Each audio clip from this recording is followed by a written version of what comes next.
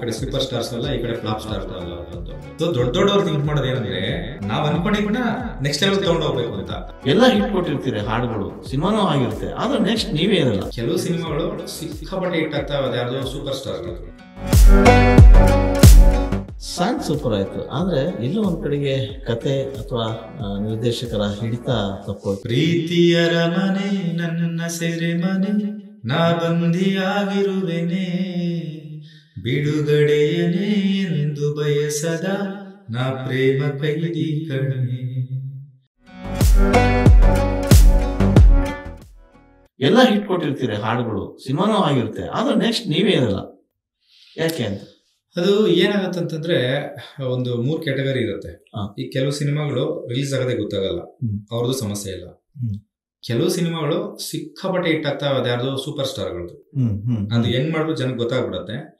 So ಅಲ್ಲಿ ಏನಂತಂದ್ರೆ super ಸ್ಟಾರ್ಗಳಿಗೆ ಇದರಲ್ಲಿ ಅವ್ರು ಹುಡ್ಕೋದು ಯಾರು ಚೆನ್ನಾಗಿ ಕೆಲಸ ಮಾಡ್ತಾರೆ, ಯಾರು ಹಾಕೊಂಡ್ರೆ ನಮ್ದು ಇನ್ನೂ ಎನ್ಹೆನ್ಸ್ ಆಗುತ್ತೆ, ಯಾವ ಕ್ಯಾಮ್ರಾ ಇರ್ಬೇಕು, ಯಾವ ಮ್ಯೂಸಿಕ್ ಇರ್ಬೇಕು, ಯಾರು ದೊಡ್ಡವ್ರು ಇದ್ರೆ ನಮ್ಗೆ ಅನುಕೂಲ ಆಗುತ್ತೆ ನೋಡ್ಕೊಂಡೆ ಹಾಕೊಂತಾರೆ ಅವ್ರು.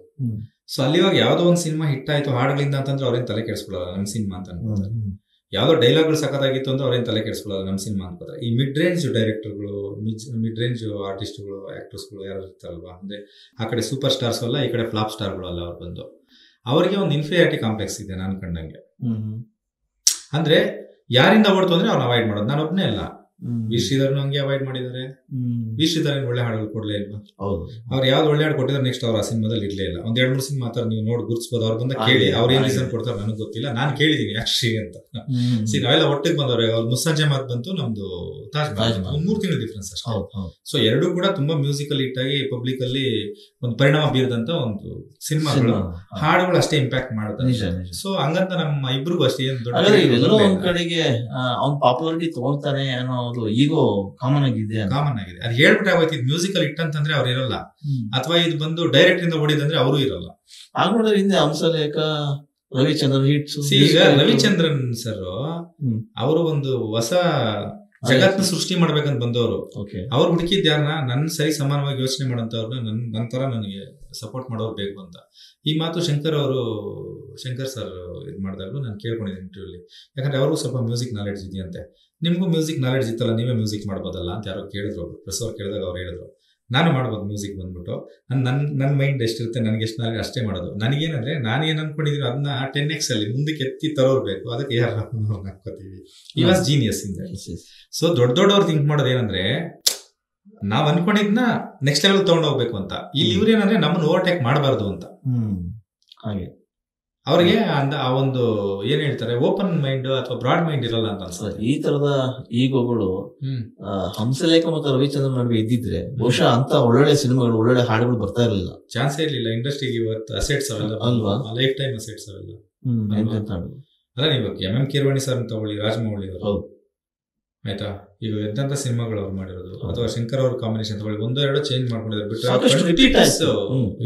ಅಂದ್ರೆ ಒಂದು ಸಿನಿಮಾ ಹಿಟ್ ಆದಾಗ ಒಂದು ವೈಬ್ ಶುರು ಆಗುತ್ತೆ. ಅಷ್ಟರೊಳಗ ಜನದಲ್ಲಿ ಒಂದು ಕೆಮಿಸ್ಟ್ರಿ ಇರುತ್ತೆ, ಒಂದ್ ಏನೋ ಒಂದು ವೈಬ್, ಒಂದು ಕನೆಕ್ಟ್ ಆಗಿರುತ್ತೆ. 100% ಅವರೆಲ್ಲ ಮಾಡಿದಾಗ ಆಗುತ್ತೆ. ಅದು ಎಲ್ಲ ಐತಿ ಇಲ್ಲಿ. ಇವಾಗ ಭಟ್ರು ಇರ್ಬೋದು, ಹರಿ ಸರ್ ಇರ್ಬೋದು, ಆಮೇಲೆ ಪುನೀತ್ ಅಪ್ಪು ಸರ್ ಇರ್ಬೋದು, ಅಥವಾ ಯಾರ್ಯಾರ ಜೊತೆ ಕಾಂಬಿನೇಷನ್ ಮಾಡಿದ್ರೆ ಬಂತು ಆಗುತ್ತೆ. ಮತ್ತೆ ಇವಾಗ ಗುರು ಕಿರಣ್ ಅವ್ರ ಸರ್ ತಗೊಂಡಾಗ್ಲೂ ಕೂಡ ಅವ್ರು ಯಾರ ಜೊತೆ ಕಾಂಬಿನೇಷನ್ ಮಾಡಿದ್ರು ಕಂಟಿನ್ಯೂಸ್ ಹಿಟ್ಗಳು. ಉಪೇಂದ್ರ ಸರ್ ಅಲ್ವಾ? ಸೊ ಹಂಗೆ ಒಂದೊಂದು ಕಾಂಬಿನೇಷನ್ ವರ್ಕ್ ಆಗಿರೋರು ಎಷ್ಟರವರೆಗೂ ಕೆಲಸ ಮಾಡಿದಾರೆ ಅಲ್ಲಿವರೆಗೂ ಸೂಪರ್ ಹಿಟ್ಸ್ ಕೊಟ್ಟಿದ್ದಾರೆ. ಎಲ್ಲ ಒಂದ್ ಕಡೆ ಅವರು ಬ್ರೇಕ್ ಆದಾಗ ಅವ್ರಿಗೂ ಪ್ರಾಬ್ಲಮ್ ಆಗಿದೆ. ನನ್ನೊಂದು ವಿಷಯದಲ್ಲ ಇಲ್ಲ, ಅಟ್ಲೀಸ್ಟ್ ಅವ್ರ ಜರ್ನಿ ದೊಡ್ಡದಿದೆ. ಸೊ ಬಹುತೇಕ ಅಭಿಮಾನ್ ಮಾಡಿರ್ತಕ್ಕಂಥ ಸಿನಿಮಾಗಳು ಕೆಲವು ಕ್ಲಿಕ್ ಆದವು, ಆದ್ರೆ ಹಾಡು ಮಾತ್ರ ಎಲ್ಲೂ ಫೇಲ್ಯೂರ್ ಆಗಲಿಲ್ಲ. ಎಕ್ಸಾಂಪಲ್ ಮುರಳಿ ಮೀಟ್ಸ್ ನೀರ ಸೂಪರ್ ಹಿಟ್ ಸಾಂಗ್ ಅದು. ಆ ಸಾಂಗ್ ಹೇಳ್ತಾನೆ, ಅದ್ರ ಬಗ್ಗೆ ಹೇಳಿ. ಪ್ರೀತಿಯರ ಮನೆ ನನ್ನ ಸೆರೆ ಮನೆ, ನಾ ಬಂದಿಯಾಗಿರುವೆನೆ, ಬಿಡುಗಡೆಯನೇ ಎಂದು ಬಯಸದ ನಾ ಪ್ರೇಮ ಕೈದಿ ಕಣೆ. ನೀನಾದೆನ ನೀನೊಲಿದ ಈ ಕ್ಷಣ, ನಿನ್ನಿಂದಲೇ ಹೊಸದೇನೋ ತಲ್ಲಣ, ಮಾತೆ ಬರುತ್ತಿಲ್ಲ ಯಾಕೋ ಗೊತ್ತಿಲ್ಲ, ಮೌನಿ ನಾನಾದೇ ದಿನ. ಹೇಗೋ ನಾನಿದ್ದೆ ಈಗ ಹೀಗಾದೆ ಅದಕ್ಕೆ ನೀ ತಾನೇ ಕಾರಣ. ಸೊ ಇದ್ರದ್ದು ಆಕ್ಚುಲಿ ಇನ್ನೊಂದು ಬ್ಯಾಕ್ ಗ್ರೌಂಡ್ ವರ್ಷನ್ ನೀವೇ ಬರೋದ್ರಿ, ಕಣ್ಣಂಚಲೆ ಕಣ್ಣಂಚಲೆ ಮುಂದಕ್ಕೆ ನೆನಪು ಬರ್ತಾರೆ. ಬಿಟ್ ಸಾಂಗ್, ಬಿಟ್ ಹೌದು, ಸಾಂಗ್ ಸೂಪರ್ ಆಯ್ತು. ಆದ್ರೆ ಎಲ್ಲೋ ಒಂದ್ ಕಡೆಗೆ ಕತೆ ಅಥವಾ ನಿರ್ದೇಶಕರ ಹಿಡಿತ ತಪ್ಪೋಯ್ತು, ಆ ಸಿನಿಮಾ ಇದಾಯ್ತು.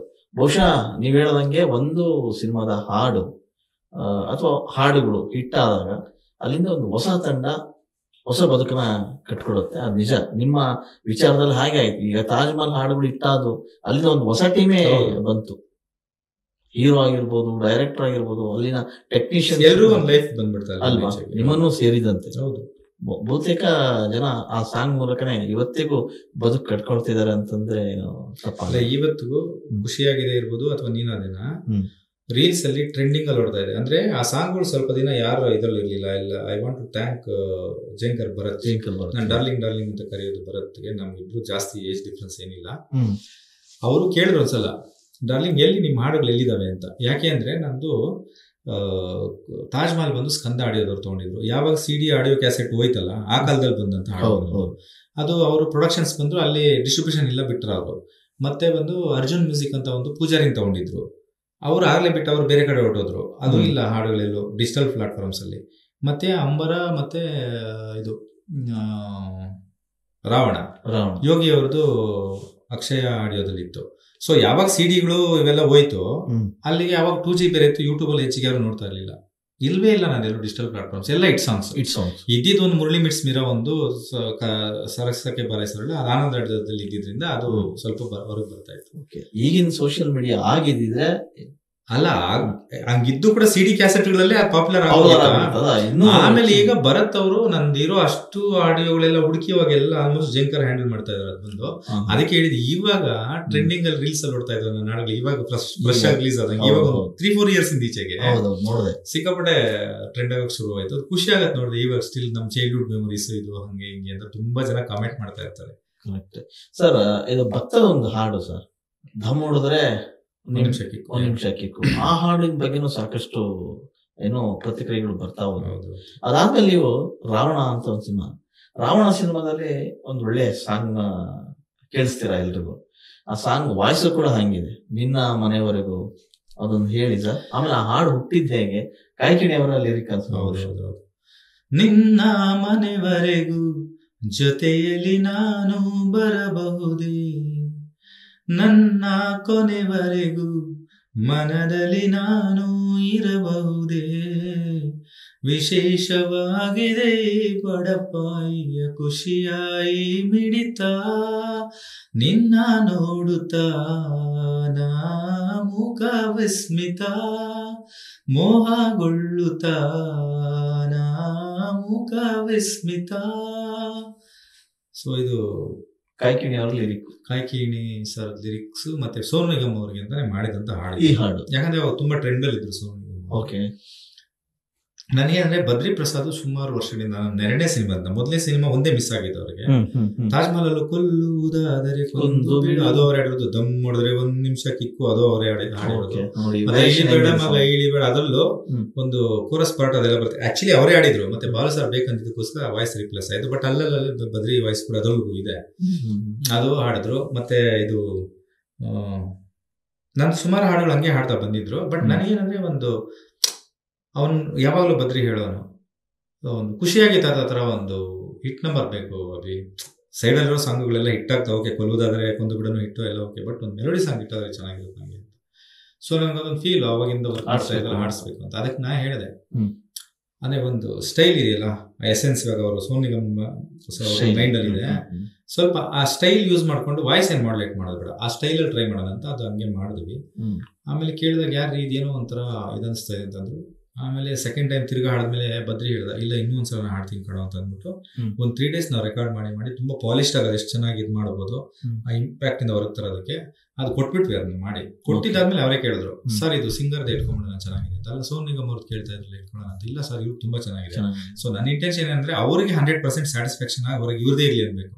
ನಾನು ಬಲವಂತ ಮಾಡಿ ಇವ್ರು ಚೆನ್ನಾಗಿದೆ ಇಟ್ಕೊಳ್ಳಿ ಅಂತ ಇವತ್ತರೆಗೂ ಯಾವ ಸಿಂಗರ್ದು ಆಗ್ಲಿ ಯಾವ ಲಿರಿಕ್ಸ್ ರೈಟರ್ದು ಆಗ್ಲಿ ನಾನು ಇನ್ಸಿಸ್ಟ್ ಮಾಡ್ಲಿಲ್ಲ. ಆದ್ರೆ ಪ್ರಿಪೇರ್ ಮಾಡಿ ಕೊಟ್ಬಿಡ್ತೀನಿ ಅಷ್ಟೇ. ಸೊ ಅದು ಅಲ್ಲಿ ಬಂದು ರಾವಣದಲ್ಲಿ best selling song of the year ಅಂತ ಅಂದ್ಬಿಟ್ಟು ಅವಾಗ ಪ್ಲಾನೆಟ್ ಟೈಮ್ ಇತ್ತು MG ರೋಡ್ ಅಲ್ಲಿ. ಯಾರೋ ಫೋನ್ ಮಾಡಿದ್ರು, ಸರ್ ರಾವಣದು CD ಇಟ್ಬಿಟ್ಟು ಬೆಸ್ಟ್ ಸೆಲ್ಲಿಂಗ್ ಸಾಂಗ್ ನಿನ್ನ ಮನೆಯವರೆಗೂ ಅಂತ ಹಾಕಿದ್ರೆ ಸರ್ ಅಂತ ಮೆನ್ಷನ್ ಮಾಡಿದ್ದಾರೆ ಅಂತ ಕಾಲ್ ಮಾಡಿದ್ರು. ಆ ಸಾಂಗ್ ಆಕ್ಚುಲಿ ಅದು ಓಕೆ ಆಗಿರ್ಲಿಲ್ಲ. ಯೋಗೇಶ್ ಹುಣಸೂರ್ ಅವರು ಕನ್ಫ್ಯೂಸ್ ಆಗ್ಬಿಟ್ಟು ಹೇಳಿದ್ರು, ಇದು ಅಂದ್ರೆ ಗೊತ್ತಿಲ್ಲ ರೀ ನನಗೆ ಇದು ಓಡುತ್ತೆ ಅಲ್ವಾ, ನಿಮ್ಗೆ ಇಷ್ಟ ಆದ್ರೆ ಬಿಟ್ಬಿಡಿ ಅಂತ ಅಷ್ಟೇ ಹೇಳಿದ್ರು. ಬಟ್ ಉದಯ್ ಮೆಹ್ತಾ ಸರ್ ಅವ್ರದ್ದು ಮೊದಲೇ ಸಿನಿಮಾ ರಾವಣ ಅಲ್ವಾ ಸರ್, ನನಗೆ ಯಾಕೋ ಹೊಸದಾಗಿ ಅನಿಸ್ತಾ ಇದೆ ಅಂತ. ಬಟ್ ಬೇಸಿಕಲಿ ಅದು ಸಿನಿಮಾದು ಮ್ಯೂಸಿಕ್ ಮಾಡೋದು ಬೇಡ ಸರ್, ಅದು ಹಳೆ ಹಾಡುಗಳೇ ತಮಿಳ್ ಕಾದಲ್ಕೊಂಡೇನ್ರಿ ತುಂಬಾ ಚೆನ್ನಾಗಿದೆ ಹಾಡುಗಳು. ಬಟ್ ಆ ಹಾಡನ್ನು ಕೇಳಿ ಇದನ್ನ ವಾಪಸ್ ಮಾಡೋಕೆ ಇದು ಮಾಡೋದು ಬಹಳ ಕಷ್ಟ ಆಗುತ್ತೆ ಅಂತ ಹೇಳಿದಾಗ ಅವ್ರು ಇಲ್ಲ ನೇಟಿವಿಟಿ ಪ್ರಾಬ್ಲಮ್ ಆಗ್ಬಿಡುತ್ತೆ ನಿಮ್ಗೆ ಇಲ್ಲಿಂದ. ಅವಾಗ ಅಷ್ಟೊತ್ತು ನಮ್ಮ ತಾಜ್ ಮಹಲ್ದು ಹಾಡುಗಳನ್ನ ಅವ್ರು ಕೇಳಿದ್ರು ಹಾಡುಗಳು ಇಟ್ಟಾಗ ಹೋಗಿದ್ದು, ಸಿನಿಮಾ ಇನ್ನೂ ರಿಲೀಸ್ ಆಗಿರ್ಲಿಲ್ಲ. ಬಟ್ ಅವಾಗ ಡಿಸೈಡ್ ಮಾಡಿ ರಾವಣ ನೀವೇ ಮಾಡಿ ಅಂತ ನನಗೆ ಕೊಟ್ಟಿದ್ದಿತ್ತು. ಅದೊಂದಷ್ಟು ಆ ಕಡೆ ಈ ಕಡೆ ಹಿಂಗಾಗಿ ತಾಜ್ ಮಹಲ್ ಇಟ್ಟಾದ್ಮೇಲೆ ನಾನು ಜಾಸ್ತಿ ದುಡ್ಡು ಕೇಳ್ತೇನೆ ಅಂತೆಲ್ಲ ಆಗಿ ತಿರ್ಕೊಂಡು ನನ್ನ ಹತ್ರಕ್ಕೆ ಬಂತು. ತುಂಬ ಖುಷಿ ಆಗ್ತಾ ಇದೆ. ಯಾಕೆಂದರೆ ಇವತ್ತು ಎಷ್ಟೋ ಜನ ಮಹಿಳೆಯರು ಹೇಳ್ತಾ ಇದ್ರು, ನನಗೆ PCOD ಪ್ರಾಬ್ಲಮ್ ಇತ್ತು ಸರ್, ಥೈರಾಯ್ಡ್ ಪ್ರಾಬ್ಲಮ್ ಇತ್ತು ಸರ್, ಆರಾಮಾಗಿ ನಾನು ಸಣ್ಣ ಆದೆ ಸರ್, ತುಂಬ ಥ್ಯಾಂಕ್ ಯು ಅಂತ ಎಷ್ಟೋ ಜನ ಹೇಳ್ತಾ ಇದ್ರು. ನಿಮಗೆ PCOD ಪ್ರಾಬ್ಲಮ್ ಇರಲಿ, ಥೈರಾಯ್ಡ್ ಪ್ರಾಬ್ಲಮ್ ಇರಲಿ, 100% ನೀವು ಸಣ್ಣ ಆಗಬೇಕು, ಆರೋಗ್ಯದಲ್ಲೂ ಸಮೇತ ತುಂಬ ಚೇತರಿಕೆ ಆಗಬೇಕು ಅಂದರೆ ಪ್ರತಿದಿನ ನಮ್ಮ ಜೀನಿ ಸ್ಲಿಮ್ನ ಯೂಸ್ ಮಾಡಿ. ಯಾಕೆಂದರೆ ಜೀನಿ ಸ್ಲಿಮ್ಮು ಒಂದು ಉತ್ತಮ ಆಹಾರ.